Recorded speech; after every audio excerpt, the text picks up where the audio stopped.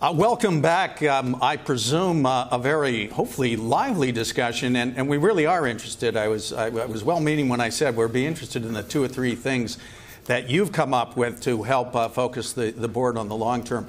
There's no doubt it's pretty easy to come up with a lot of barriers to it, but I did hear things like speed of decision making, compensation. I think there's some interesting things that can be done on that front. And I think there's also something about speed of decision making that you could lift from either a private equity or family controlled business that would be helpful, at least to fend off perhaps the activists. And let's spend some time on that because it is a relatively recent phenomenon.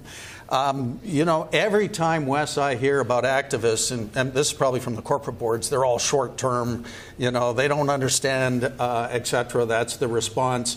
You know, one time they used to be, I think they were labeled kind of the corporate raiders, Icon and Peltz and whatnot. Now they're activists.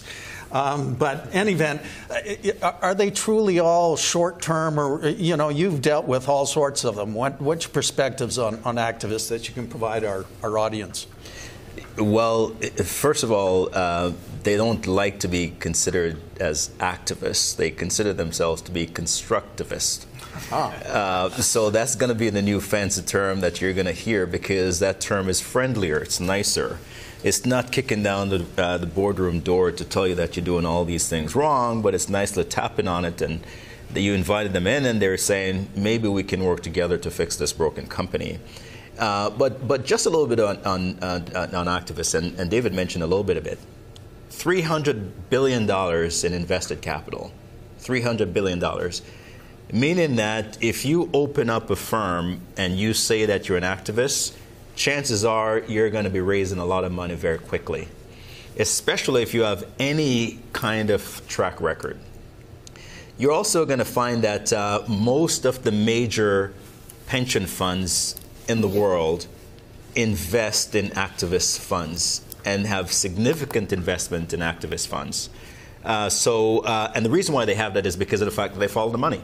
That's the only asset class, because it actually is an asset class. That is the only asset class that's making money.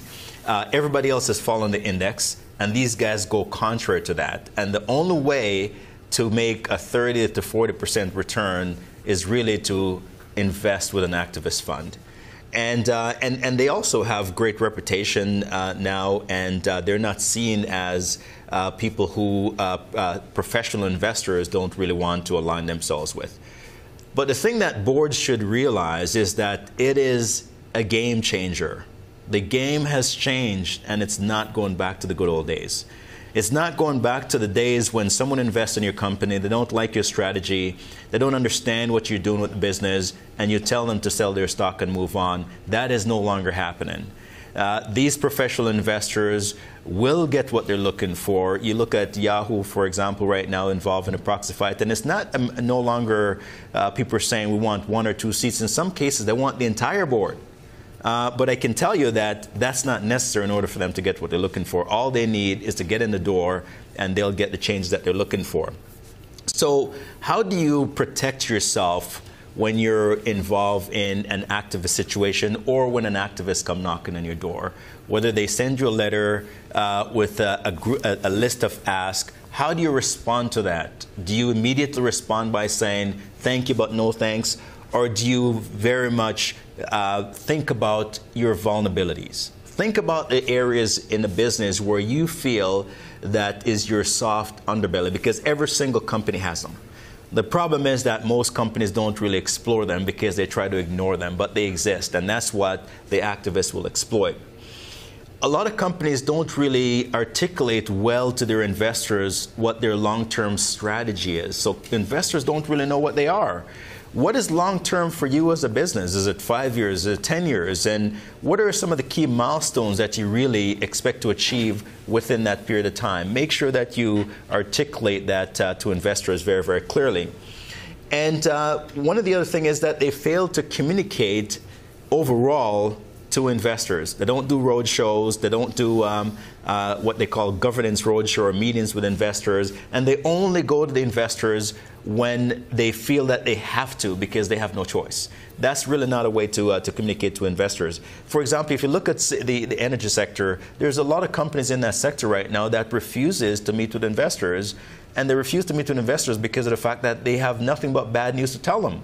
Well, if you have a history of meeting with investors, and you're going to show them your strategy, the fact that you stress test oil at 45, 30, here's what the company look like at these levels. When those things happen in the market which you can't control, at least they'll understand you and they won't be able to just press the exit button and sell the stock. What are some of the governance shortfalls that you have as a business, for example? Does the directors have skin in the game, as Andre mentioned?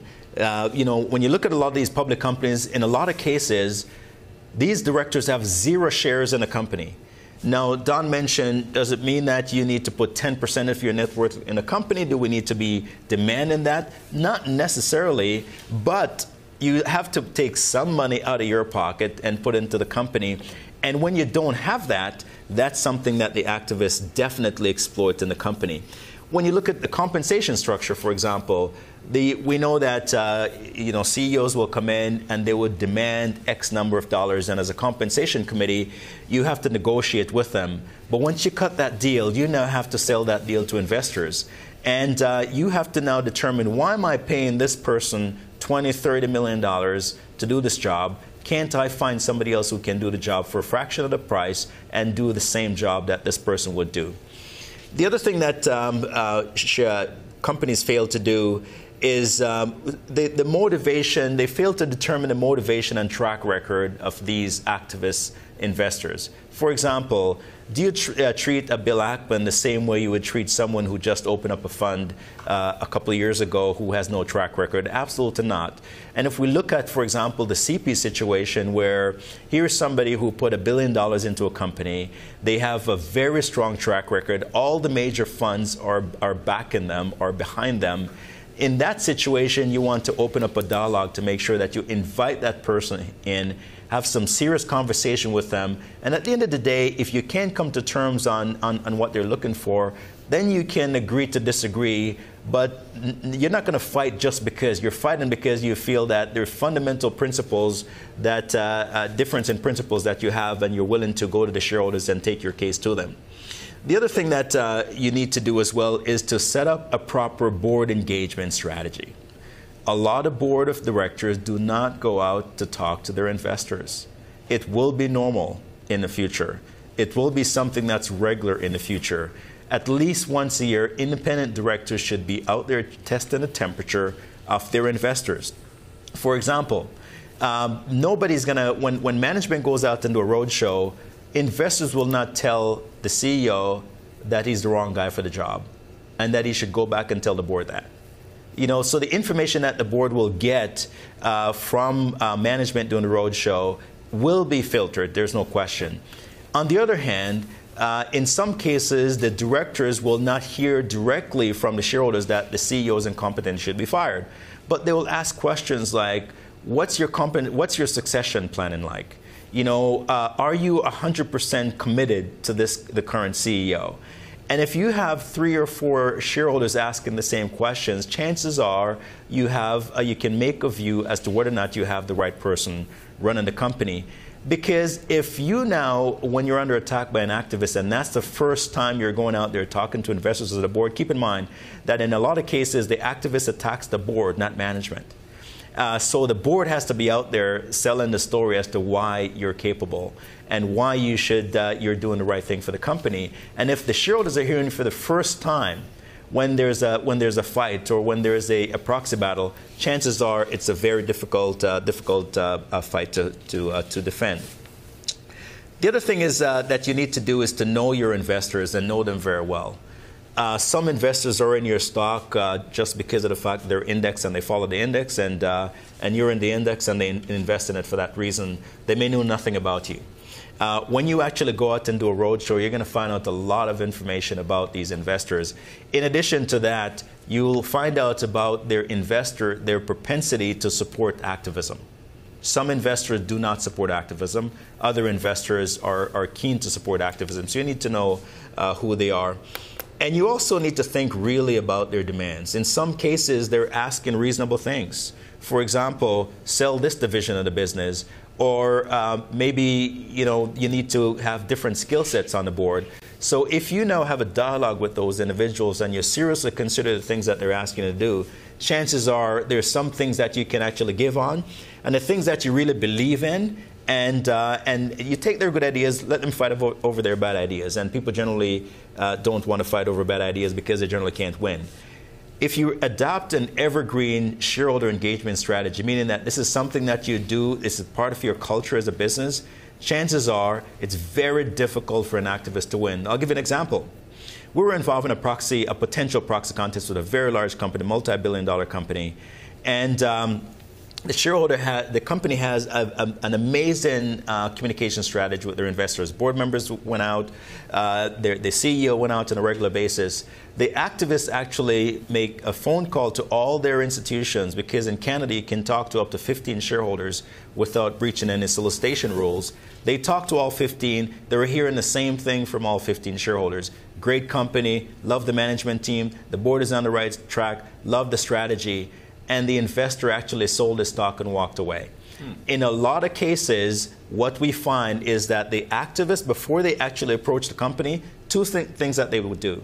One, they would actually hire all the advisors, they're good advisors, because they're now on par with you as a company. They can spend the same amount of money that you're spending, so they hire the good advisors, because they assume that this could potentially end up in a fight. And if it does, they have all the good advisors with them. In addition to that, they have the advisors advising them on how to approach you and how to deal with every step of the engagement. The companies, on the other hand, typically wait until after they realize that there's going to be a fight before they actually go out and hire the advisors. And guess what happened when that happens? The good advisors are already taken by the activists. And the second thing the activists would do is that they always talk to your investor before they approach you to see whether or not they're going to get consensus. So in a lot of cases, they would walk into the boardroom saying, I know that I have a 30% support behind me. And you will hear companies say time and time again, I don't believe them because I know my investors. I can tell you, if you hear that, take it very, very seriously, because the good activists, that's what they do before they approach a company.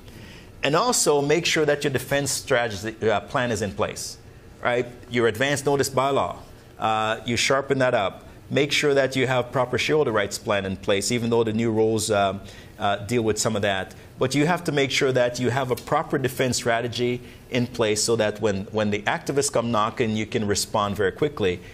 In addition to that, one of the things that the activists would do is that they would leak their information to the press first. And sometimes they do that to create pressure on the management. When you open up the Globe and Mail and there's a headline that says, Company X is under attack by activism, the board respond differently to that, because they're very careful as to how they deal with that situation. Because the reason why the activists would do that is because of the fact that historically, when they would approach the company would say no thanks. But now when it's in the press, the companies start to behave differently, and they're a little bit more receptive to that approach when that happens.